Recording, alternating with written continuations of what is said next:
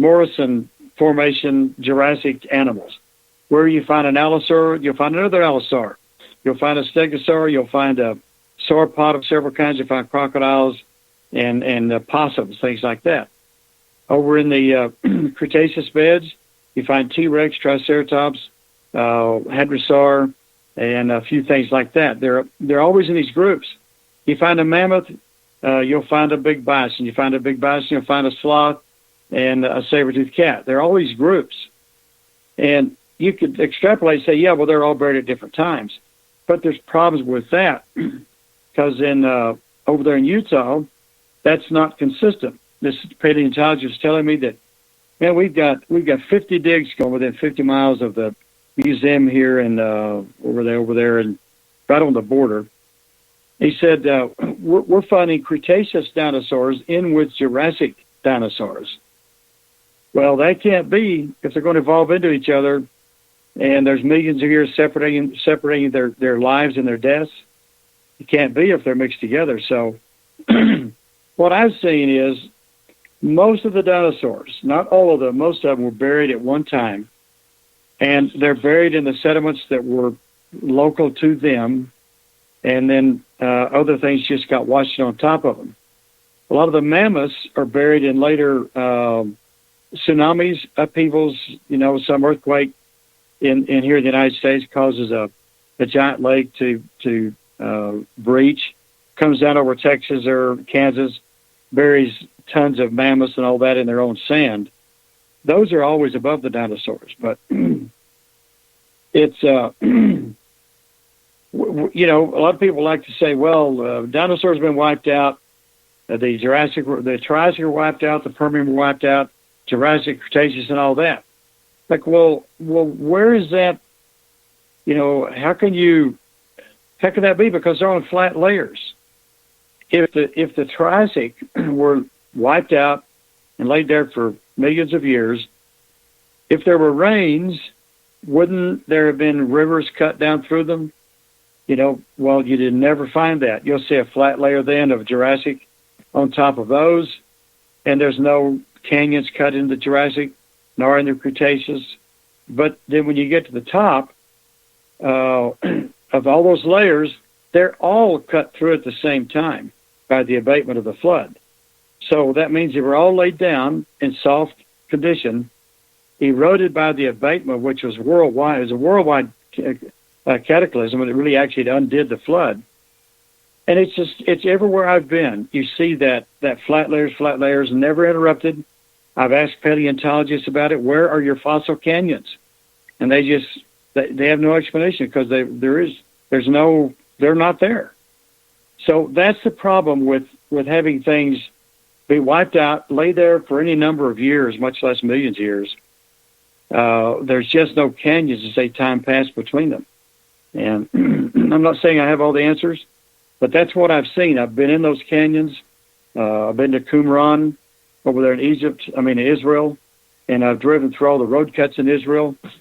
Same thing. You see all these flat layers on flat layers, and occasionally you'll see one where an earthquake happened after maybe 20 feet of them are laid down, and it shoves some of the layers that bear the force of the earthquake over other layers or buckles a bunch of layers. But they're all soft. It's done when they're soft.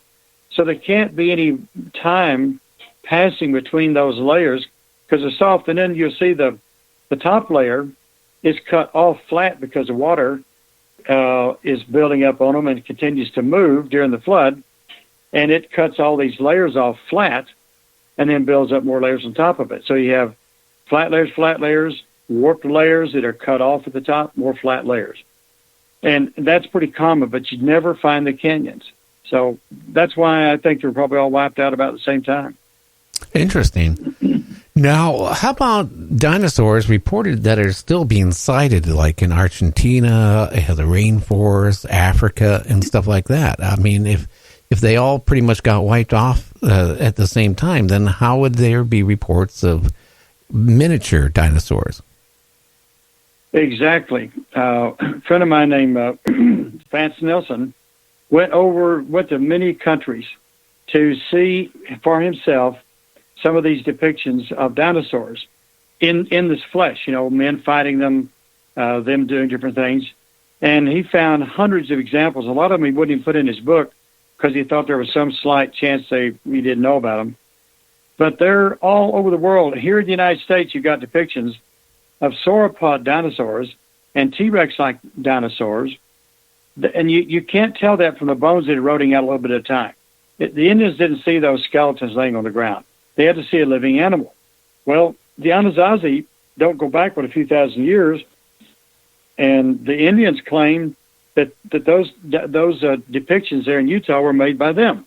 I've got to tell you about this They had to see living dinosaurs. Uh-huh. A friend of mine went to France, one of these castles over there, took photographs, and out in the stonework outside, this thing's 800 years old, all these beautiful depictions of a four-legged, like a prosauropod type dinosaur with scales on him, beautifully depicted, with flames coming out of his mouth and flames all around him. You go in the castle, there are hundreds of depictions in furniture, in tapestries. There are baby dinosaurs depicted in color in these tapestries. And they're known dinosaurs. It's like, well, okay, they couldn't tell that by bones they dug up over there in those clay pits in France. Unless you dug the whole thing up and set it up. But we know they didn't do that. They were seeing these things and depicting them in all these art forms. There are hundreds of depictions, that one castle alone. And that's in the last few hundred years. There's consistent reports.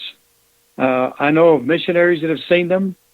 One lady, velociraptor type thing, not a very big one, a troodont, was in her kitchen going through looking for scraps in the sink, and she screams and throws a quilt over it, grabs it by its scrawny neck, and throws it out the door.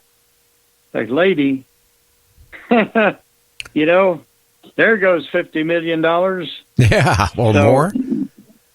And she had no reason to make that up. Again, people say, oh, it's just all made up stuff. Well, no, you can't say that. You don't know that lady. They didn't make that story up. There's no point in it.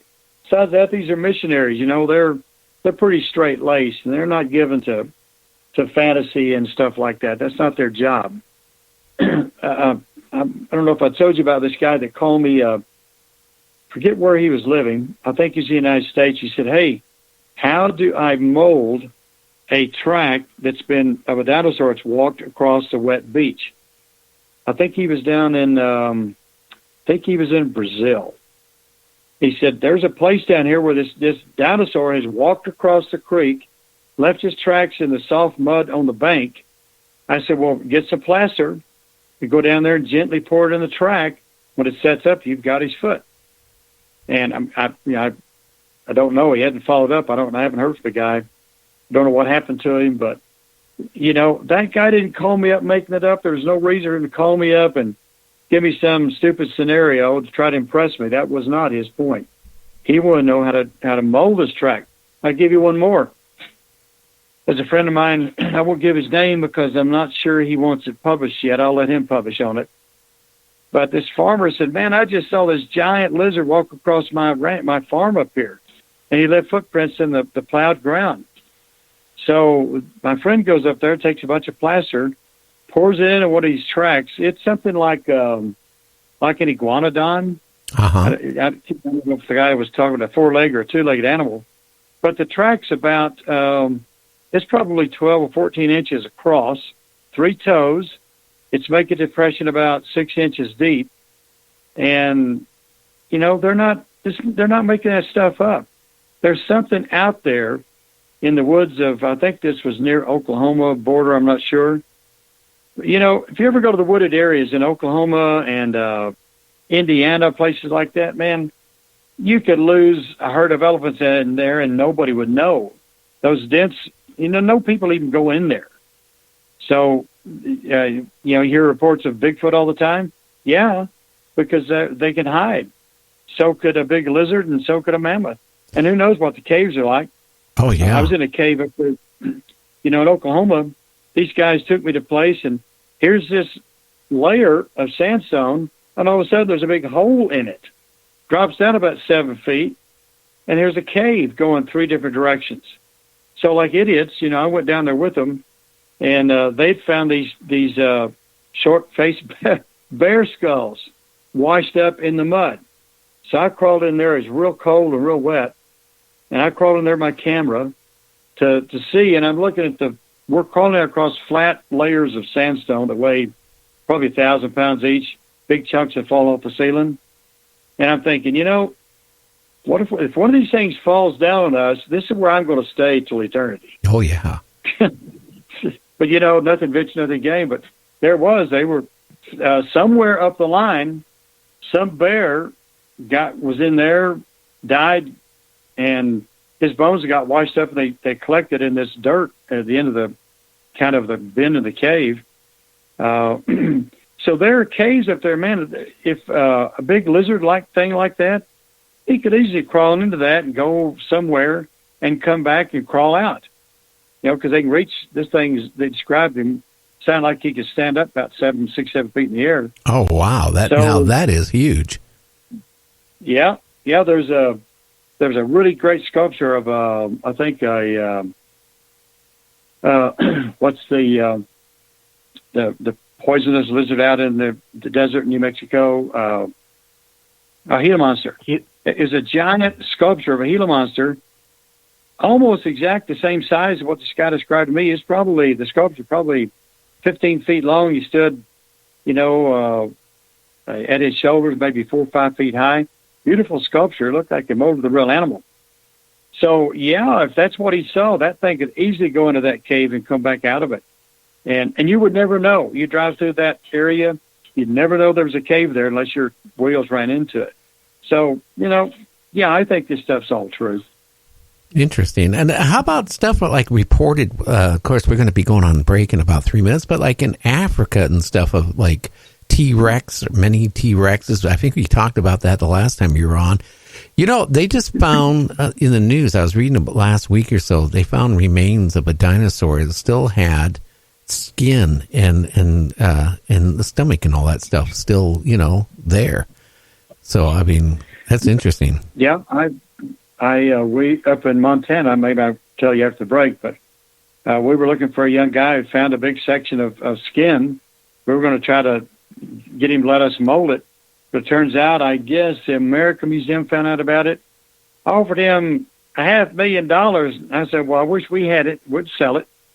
But anyway, they dug the thing up, and I think they call it Leonardo. But the skin's all there. The insides are there. It's a mummy. And then they found a thessaliosaur up there. It was called Willow, I think, nicknamed Willow.